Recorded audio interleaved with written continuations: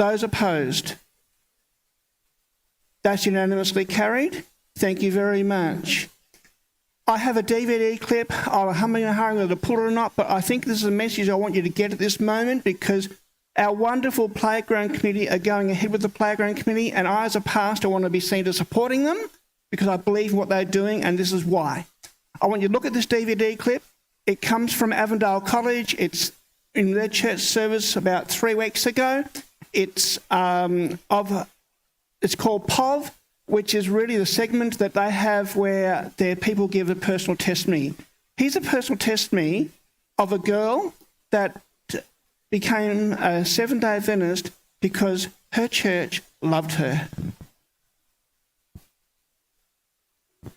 Hi guys, I'm doing POV this morning. For those of you who don't know me, I'm Liv. I'm studying primary teaching and I'm currently in my 4th year. I'm a little nervous, so I'm going to just read from my phone because it's just easier.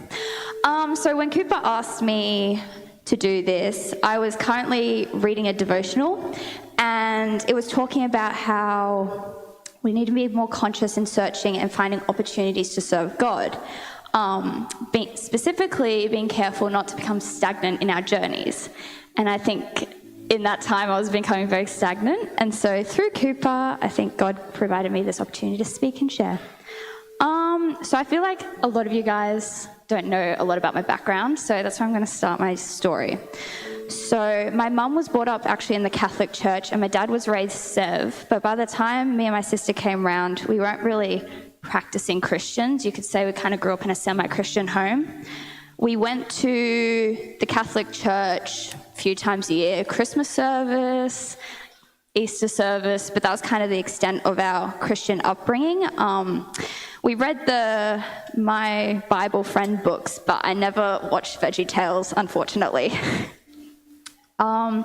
However, as time passed, God was working in the background when my parents were choosing what school to send me to, and we ended up at the local Adventist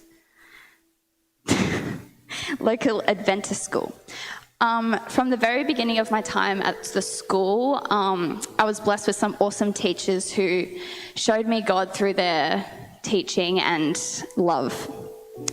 Fast forward to when I was in year 4, I had some awesome friends, and I realized that they were going to church on Saturdays. They got to play in the playground, and I wasn't going to church. And so out of FOMO, I begged my dad to take me to church. I was like, I want to hang out with my friends, and I want to play on the playground on Saturday, so can you take me to church?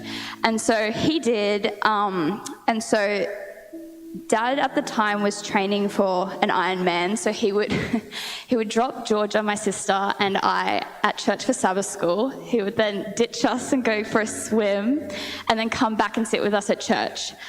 But this actually slowly became a routine in our lives, and I could see, well, looking back, I can see how God was working through us because we became a more Christ-centered family, just simply from me begging to go and hang out with my friends. The more time we spent at church, the more involved we got. We went to adventurers then, got more involved in Pathfinders, and Dad actually became the Pathfinder director and volunteered his time, which was really awesome. My dad is basically my biggest spiritual support, both then and now, and I'm so grateful for his guidance during my journey.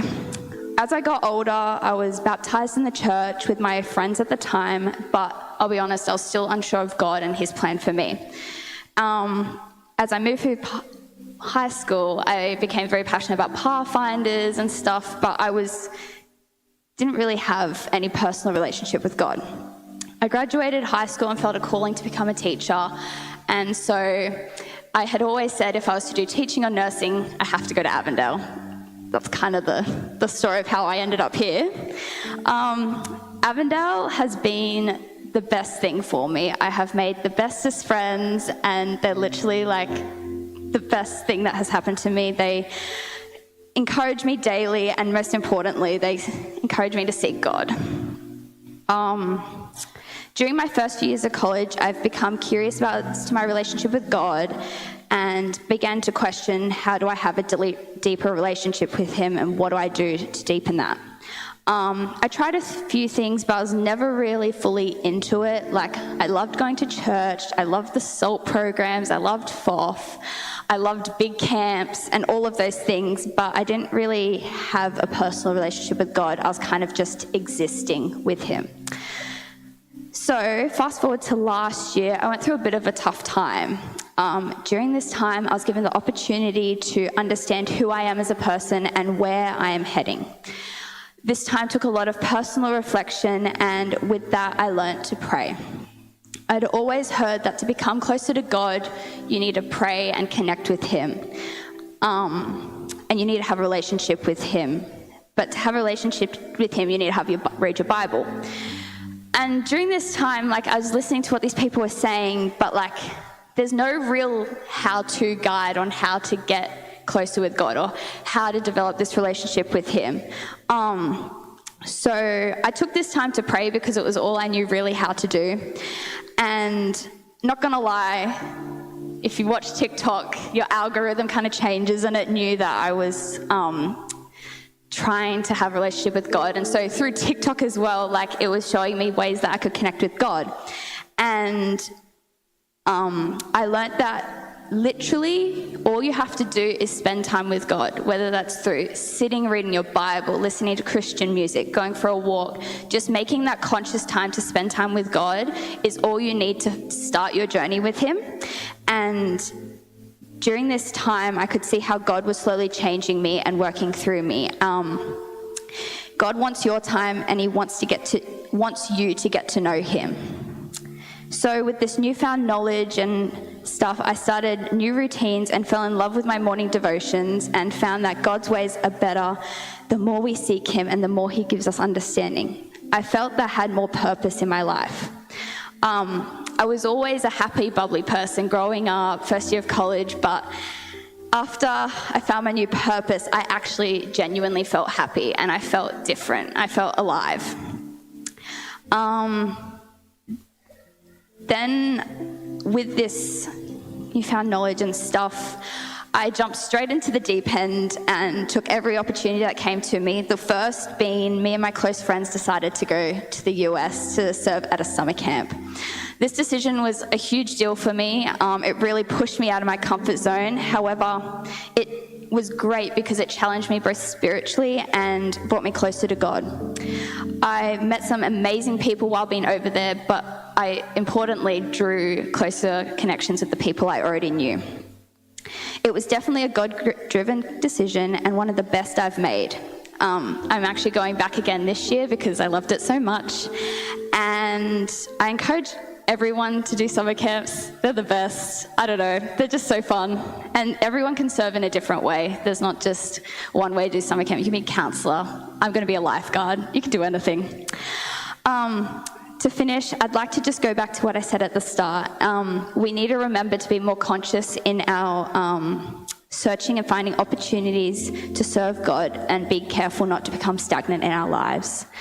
Who would have thought the FOMO experienced in year 4 would start a lifetime serving God? Thank you.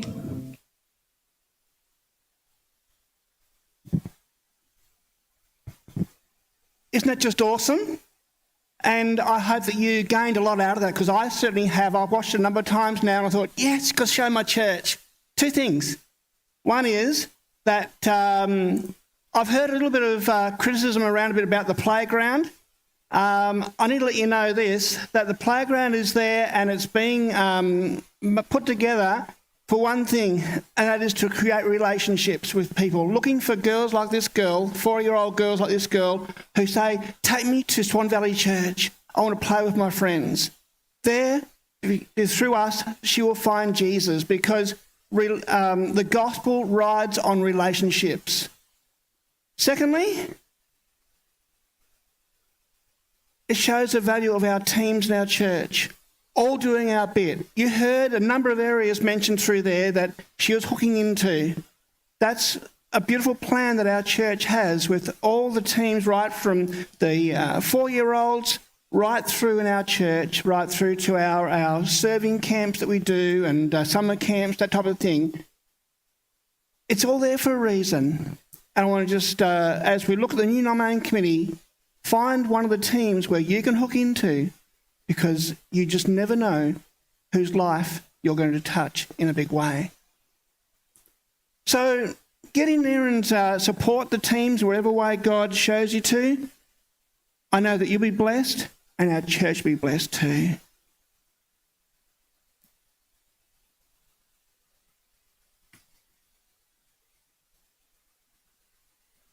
I have a little challenge with the sermon, I know. I'll aim for 12:05, if you'll give me that grace to get there. I'll aim for 12:05. We're starting a brand new series, and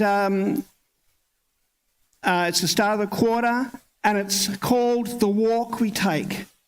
The Walk We Take. Each of our sermons will be dovetailed into that.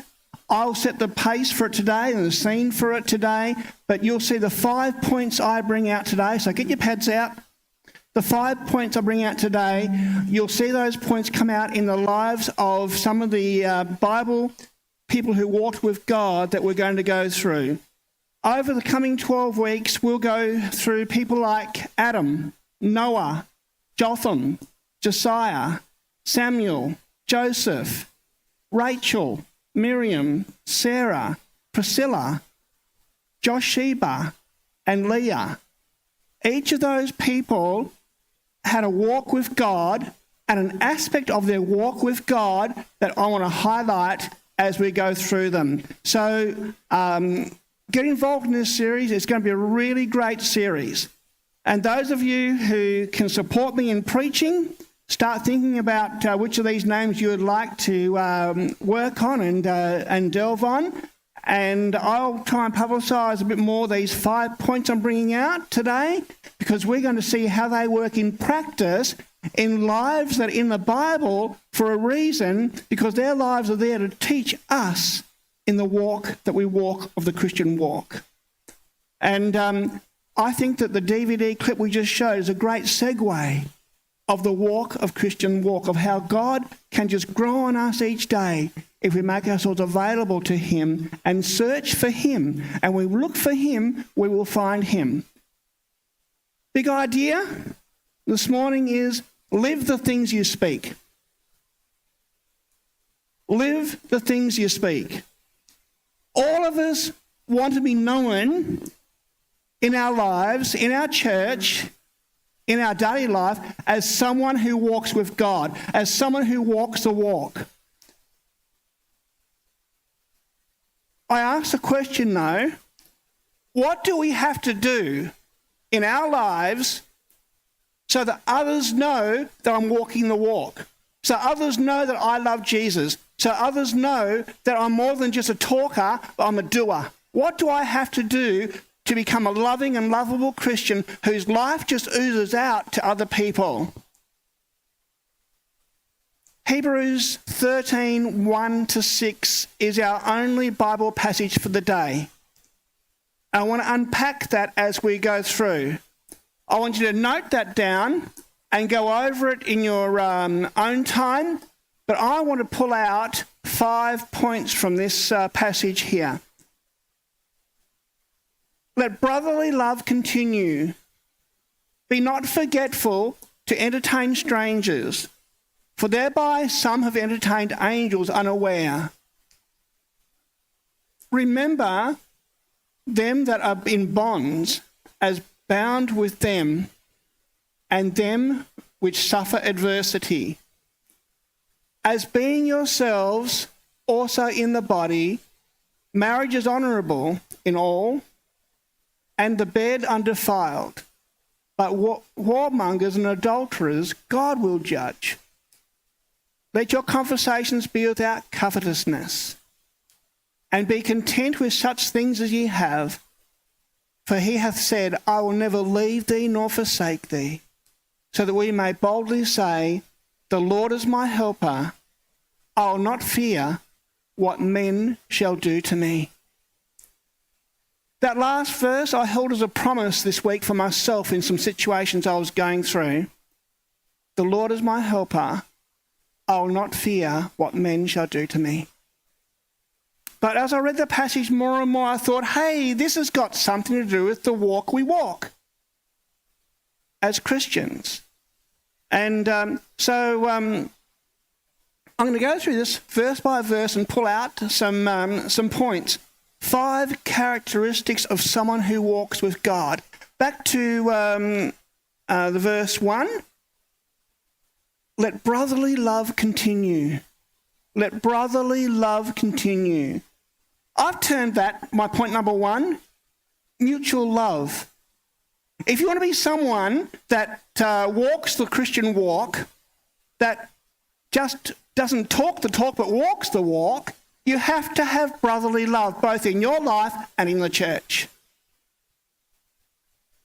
Arguably, this is the most important marker of someone who claims to love God. Someone who walks the walk is someone who loves.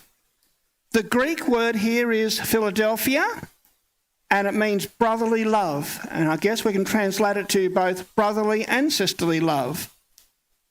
Jesus called this the first and greatest commandment. Peter called it the command above par excellence. Christian communities should be places where it is obvious that they love one another. Sometimes, though, we as Christian communities can be too busy doing church and doing all the right things that we forget to love one another.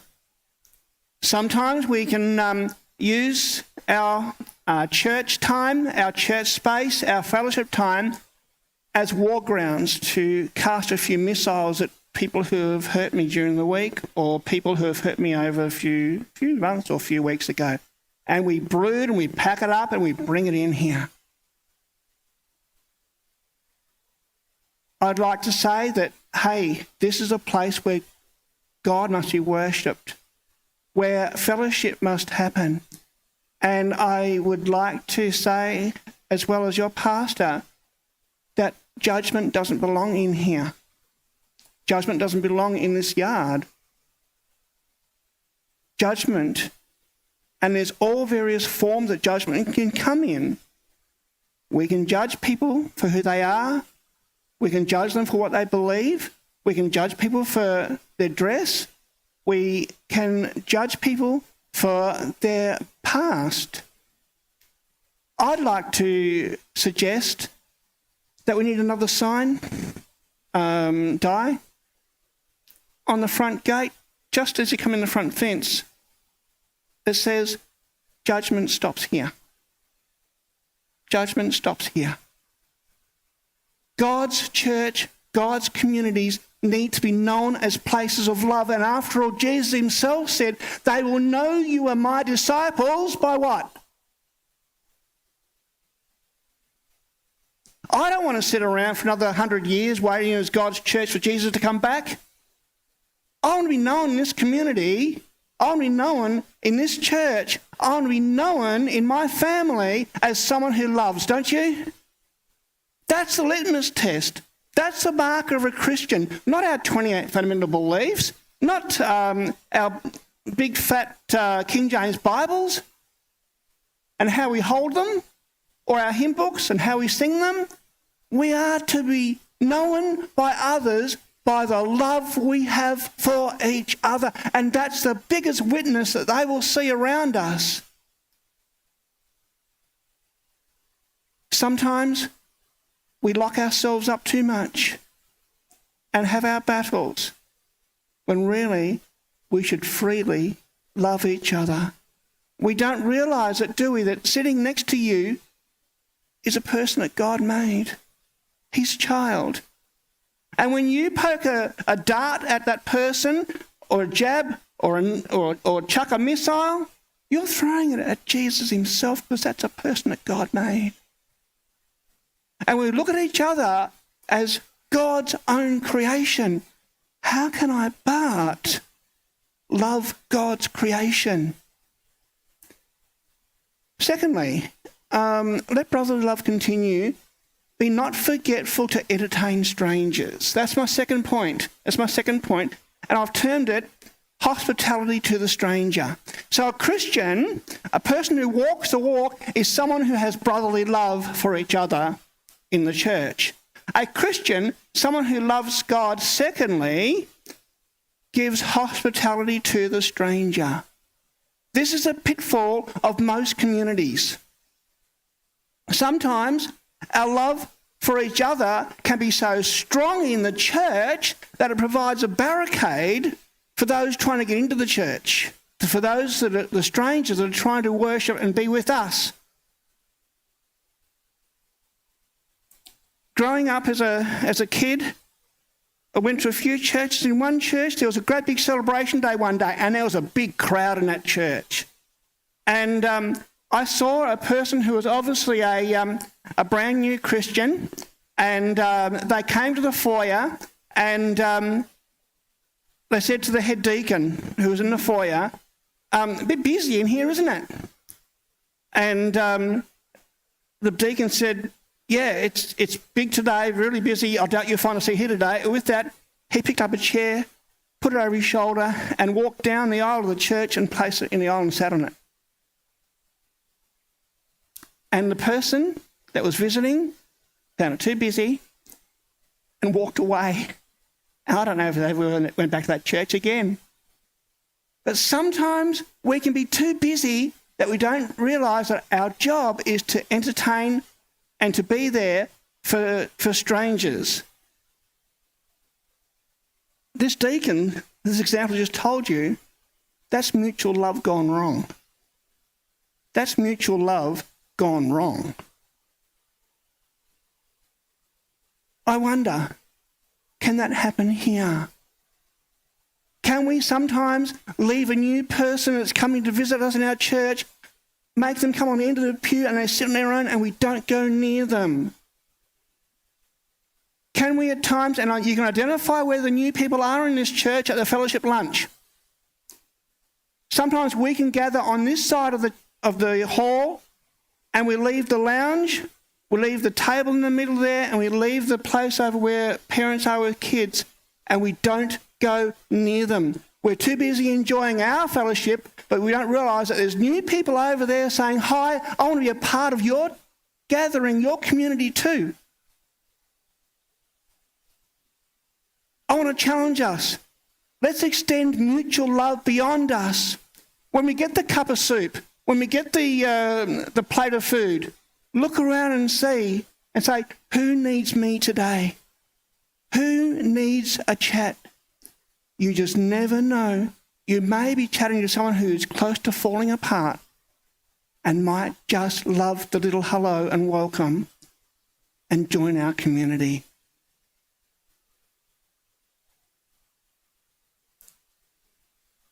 We all should say here in our church, with all that we do, to everyone that comes in these doors, you are welcome here. Our programs, our decor, our people, all that we do should say to strangers that come into our church, you are welcome here.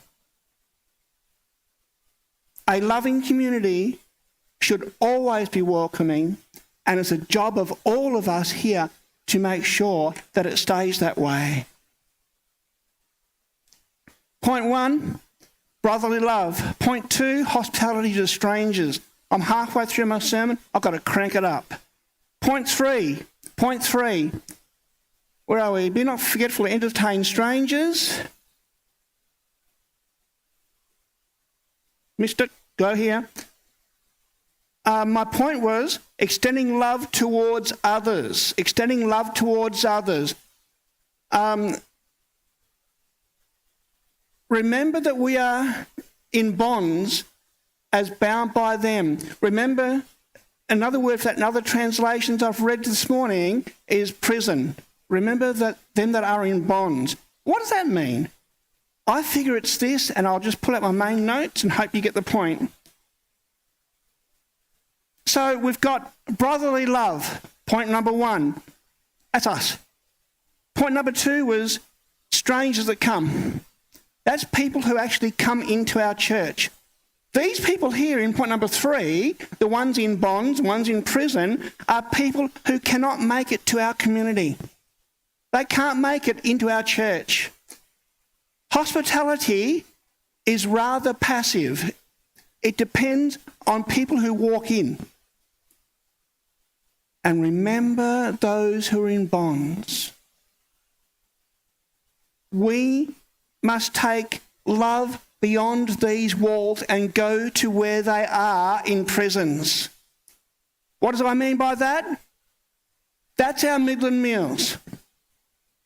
That's our op shop for a days. That's our friendship clubs. That's our play groups. That's our community tables. And here's my dreams. You think Lauren is a crazy man. I see this type of thing happening all over our community in Swan City. I still see things like community tables, community inns, a bookshop, vegetarian restaurants, a drop-in centre, church on the street, recipe clubs. I'm still dreaming. We're still at the Midland Meals op shop for a day stage, but can you just imagine what this place would look like in this city of Swan if we had all these out there like tentacles reaching into the community as bridges for Jesus to walk across to our church community here. That's the dream. It's a bit of a different way of doing evangelism, but I think it's Christ's way. It's the way that he did it in the book of Acts. Out in the community and saying, come worship with us on Sabbath in our community. These are ways to show love, not to the stranger who visits, but to those who don't.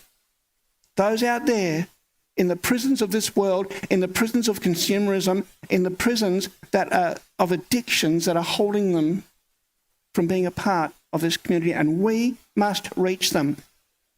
Brotherly love, point number 1. Point number 2 is hospitality to strangers. Point number 3 is love to those who, towards others who are in their bonds. Point number 4, marriage and family. Marriage is honourable in all, and the bed undefiled. We are not just to practice love amongst us or in our church communities. The number 1 place to practice love has to be in the home. Marriage and family is where this church begins. Marriage and family is where community begins. Marriage and family is the foundation of a strong church or a weak church. And I can tell you that marriage and family is where the devil will throw his strongest missiles. Also, this is a little bit hard for me to say, because I vowed and declared once I got married to never ever preach a sermon again on marriage or family raising. It's hard. It's easy to preach about it when you haven't got kids or when you haven't got a wife. But it's gets harder once you're there, because it's really, really real. But I think what this is saying to us is that we need to be present in our homes. We need to be available for our families first. And we need to love those that God has given us, either a husband or wife. We need to love them supremely. And that is what's going to show the world a picture of who Jesus really is. And can you imagine when strong families, strong homes come to worship on Sabbath, it's a celebration of what has already taken place in the home. Now, there is just so much in our writings on this, and we need to make sure that we are digging into what the Bible says and what our writings say, because strong families build a strong witness for communities.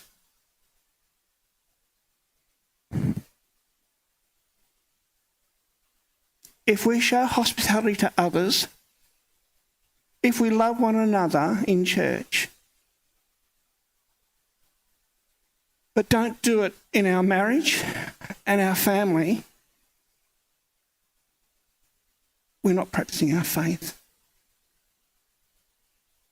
I know that Loren Pratt needs to take that as well, but I need to preach it. It's in this passage. I think you get my point. There's a friend that I got to know as a kid who's been in jail for over 30 years. He's going to be in jail for life. He'll die there. But when he was a little kid, his dad was head elder of the church that we attended. And one day, I remember very clearly one night, this little boy came and knocked at our door. He ran away from home. And he slept with us for a couple of nights until Dad got things sorted out with his dad, etc., etc. And the boy went back, but the boy kept on coming back to our place. And I can remember overhearing, because sometimes as young kids, you like to overhear what parents are saying or doing. I remember overhearing my dad quizzing him and saying, and in the conversation that came up, that every night this boy has at the top of his bed the 10 Commandments. And he was asked by his dad every night if he had kept the commandments that day. And if he hadn't, his dad took off the strap and belted him. His dad thought he was doing the right thing. His dad became all holy to church and led the church on Sabbath. Meanwhile, abusing his kid. Many years later, I was absolutely in shock, and all of Victoria was in shock to hear that because of insurance sale had gone wrong, he'd gone and shot a husband and a wife and 3 kids in a home and walked out. And now he's in jail for the rest of his life. Church, we have to walk the walk in our homes. We have to show the grace that Jesus gives us in our homes. We have to teach our children what grace is all about.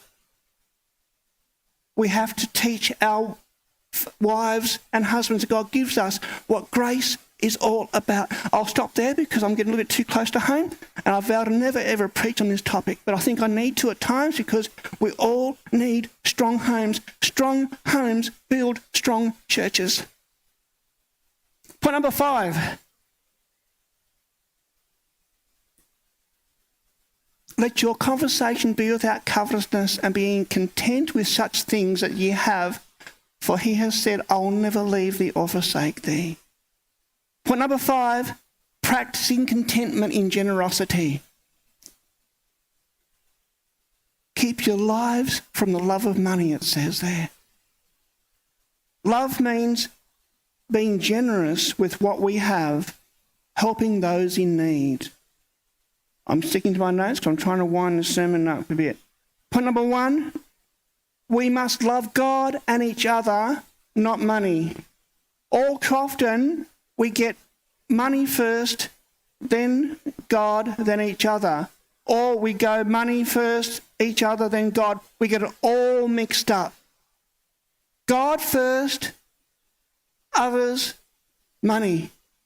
And that's the order that the author here is bringing out. Needs to be very, very clear. And then point number 2, we need to be content with what we have. Not covet others, not covet what other things, but be content with what God gives us. And say, God, whatever you've given me, I'm going to accept it and use it for your glory.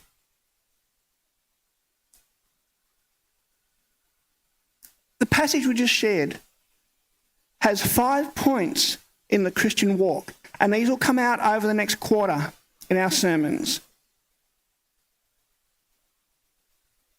He says that in this passage we need to have mutual love, number 1, share hospitality, number 2, hospitality to strangers, number 3, share to those that are in prisons unable to join us, take the message out to them, and love and honour our own families. And in the process of doing that, you're saying, that's the walk.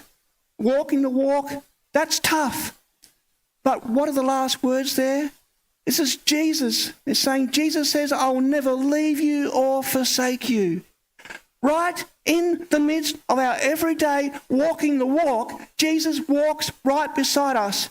It doesn't say he's on us, he's for us, he's underneath us. It says he's with us. I am with you and will never leave you or forsake you. That means that in our time here on this earth, until he comes to call us home, he will never, ever leave us.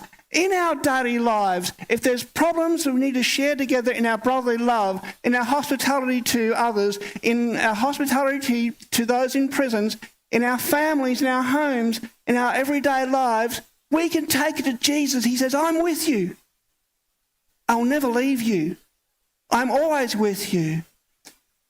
Don't let anyone tell you that you have to look after your families and your brotherly love and your hospitality on your own.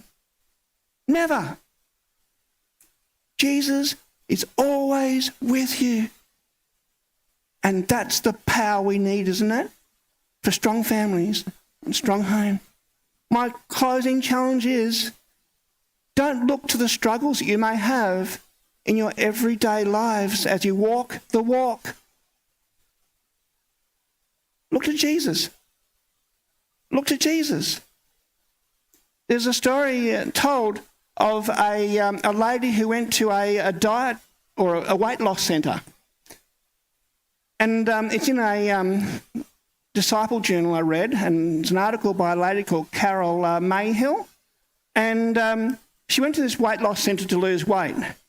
And the director took her to a full-length mirror and said, stand in front of this mirror.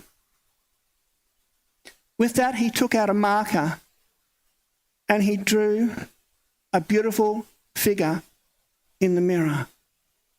And when she looked at that, it was so much unlike her.